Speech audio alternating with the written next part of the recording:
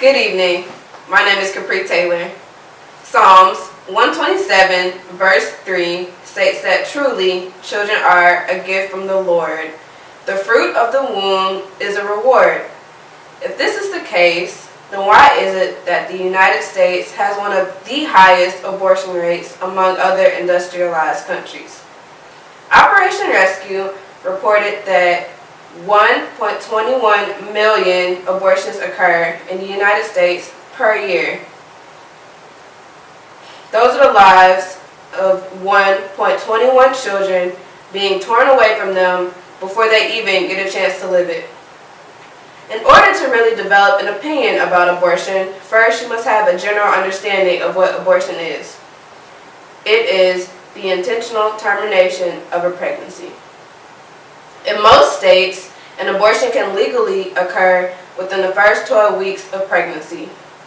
If it happens after the first 12 weeks, it is normally illegal.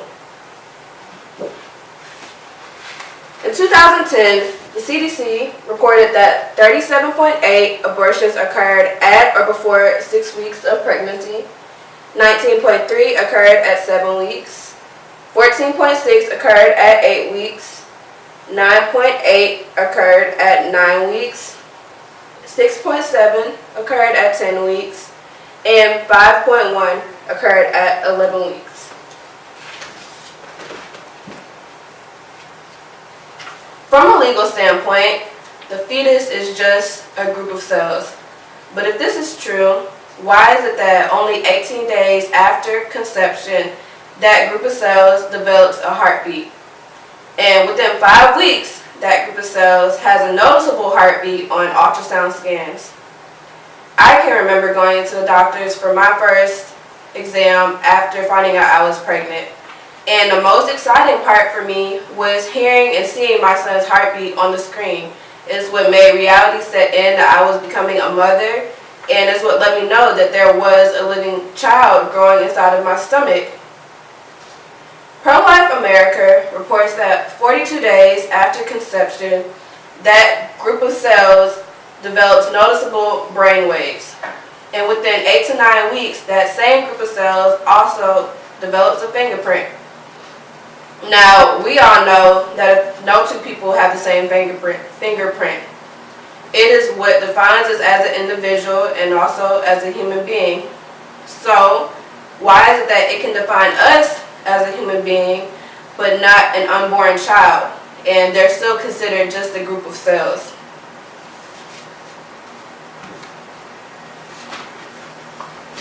This first picture is a fetus at 7 weeks.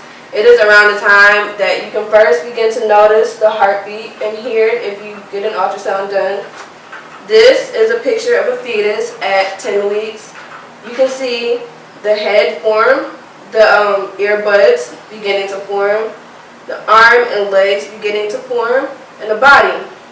Here's another picture at 12 weeks. And within this time period is when an abortion can occur. But in my opinion, it doesn't look like just a group of cells, it looks like a human being. Here's another picture of an ultrasound done at 20 weeks. And as you can see, the child has a head, the nose, and the mouth. You can see the ribs through the skin because the skin at that time is still very thin. And you can even see their arms.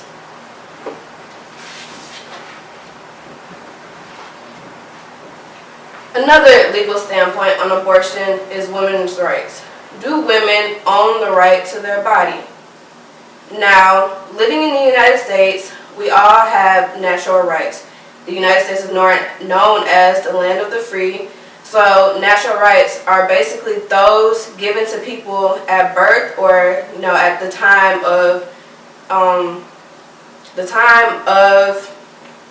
that they become a citizen. And natural rights cannot be interfered with by the government. The problem is when someone's natural rights or rights begin to interfere with another person's rights, there is a problem.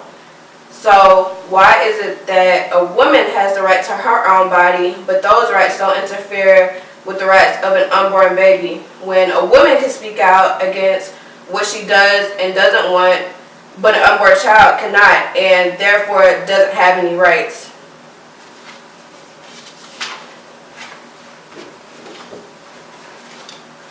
Operation Rescue, again, reports that 40% of unintended pregnancies end in abortion, 47% give birth, and 13% miscarry.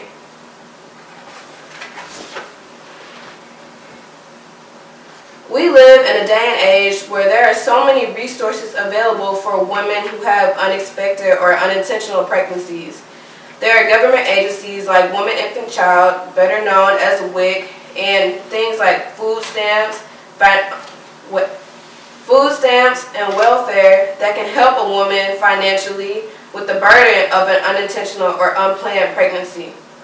There are also support groups that can help a woman cope through the stress and anxiety of an unplanned pregnancy. If that isn't enough, there's always adoption. There are so many people out there who would like to raise a child, but for some reasons like health, they cannot. So why not give them the opportunity to do what they always wanted and raise a child if a woman feels as though she cannot or she does not want to?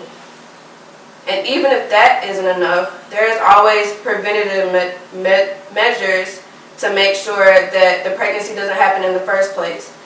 The medical field has advanced so much in the past decades that there are plenty of options for birth control, like the pill. If the woman doesn't want to take that every day, there is the Depo shot.